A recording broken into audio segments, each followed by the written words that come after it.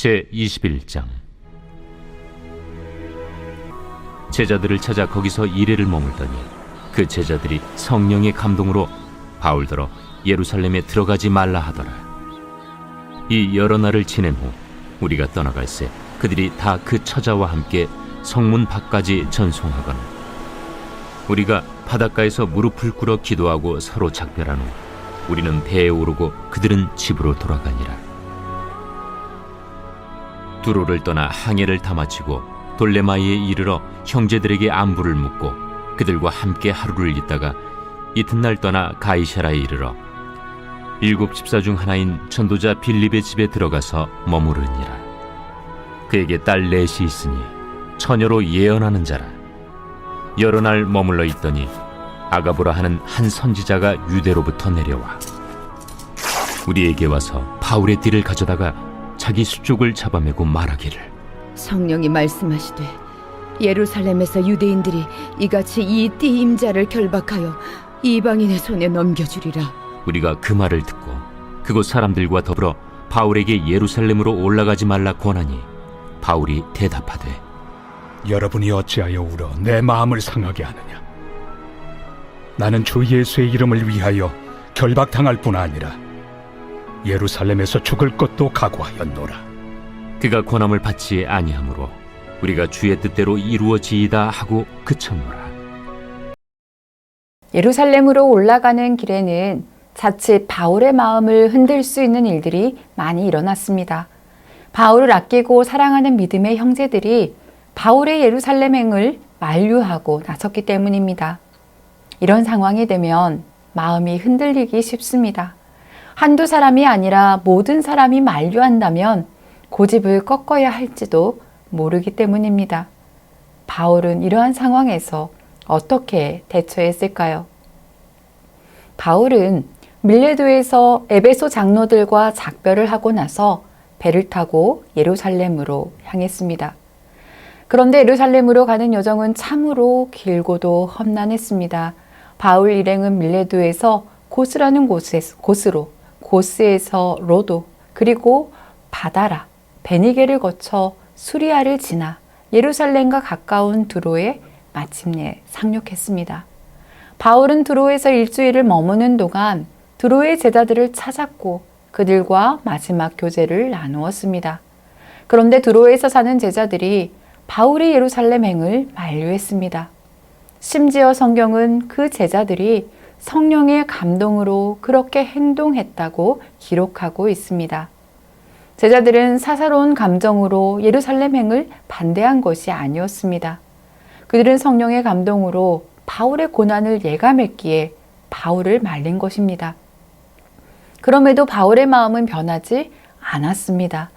여전히 예루살렘으로 올라가야 하겠다라는 굳은 마음은 변하지 않았습니다. 바울이 두로의 제자들과 일주일을 보내고 돌레마이를 거쳐 가이사라에 이르렀을 때 바울을 맞이한 사람은 집사 빌립이었습니다.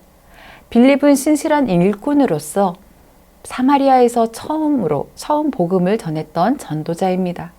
그의 집에서 여러 날 머무르면서 교제하던 중에 유대로부터 온 아가보라는 선지자 한 사람이 이 빌립의 집에 합류했습니다. 아가보는 성령의 말씀이라고 하면서 독특한 퍼포먼스를 보여주었습니다. 아가보는 바울의 띠를 들고 자기의 손과 발을 결박하고서는 이 띠의 주인이 예루살렘에서 결박을 당하고 이방인의 손에 넘겨질 것이라는 말씀을 성령께서 주셨다고 증언했습니다. 보여주는 것은 말로만 하는 것보다 더 강한 충격을 주지요. 집안에 있던 모든 사람들이 예루살렘으로 올라가지 말 것을 바울에게 권면했지만 바울의 마음은 변하지 않았습니다. 바울을 향한 고난에 대한 징조와 메시지는 넘쳐났지만 정작 하나님은 단 한 번도 바울에게 예루살렘으로 올라가지 말라는 말씀이나 환상을 주지 않으셨습니다. 아시아에서 복음을 전하는 것을 막으시고 마게도냐 사람의 환상을 보여주시면서 유럽 땅으로 바울을 이끄셨던 경우와는 사뭇 다릅니다. 하나님이 이렇게 하시는 이유는 바울의 결박이 반드시 복음 전파에 필요한 것이기 때문입니다. 그래서 바울은 예루살렘에서 죽는 것도 마다하지 않습니다. 바울의 일사각오입니다. 주를 위해 죽기로 결심한 사람이 바울이었던 것입니다. 우리 신앙인은 어떻게 태어날 것인지를 선택할 수는 없어도 이 땅의 삶의 시간이 끝날 때까지 어떻게 살다 죽을 것인지는 선택할 수 있습니다. 바울은 부활하신 주님을 만난 후 오직 복음을 위해 살았고 마침내 복음을 위해 죽을 결심을 했습니다. 바울의 일사각오의 결심이 흐트러지지 않는 것은 하나님을 위한 사랑이 너무도 컸기 때문입니다. 바울이 품었던 이 사랑이 오늘 우리의 것이 되기를 원합니다. 우리의 생명이 다하는 날까지 복음을 향한 사명의식을 잊지 않고 살아가시는 여러분과 제가 되기를 소망합니다. 함께 기도하겠습니다. 우리의 생명의 근원이 되시는 하나님, 이 시간 바울이 믿음의 형제들을 통해 순환에 대한 예고를 듣고 그들의 만류에도 불구하고 예루살렘으로 향하여 주를 위해 복음을 위해 죽기를 결심한 모습을 새겨봅니다.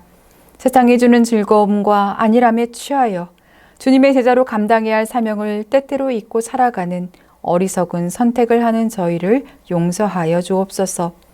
이 땅의 생명이 다하는 날까지 저희에게 허락하신 삶의 자리마다 주님의 영광을 위해 복음을 위해 감당해야 할 헌신의 사명을 잊지 않고 살아가는 저희가 되게 하옵소서.